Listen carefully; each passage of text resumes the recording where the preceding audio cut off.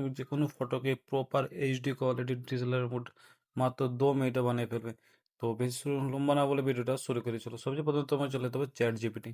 তো আমি এখানে চ্যাট জিপিটি ওপেন করে নিচ্ছি, দেখো তোমাদের সামনে আমি লাইভ তোমাদের দেখাবো। তো চ্যাট জিপিটি ওপেন করে নেওয়ার পর এখানে প্লাস আইকনে ক্লিক করো। প্লাস আইকনে ক্লিক করার পর তোমাকে এখানে সবচেয়ে প্রথম যে কাজটা করতে হবে, যে ফটো অপশনটা দেখতে পাচ্ছ, এখানে ফটো অপশনে ক্লিক করতে হবে। যখন তুমি ফটো,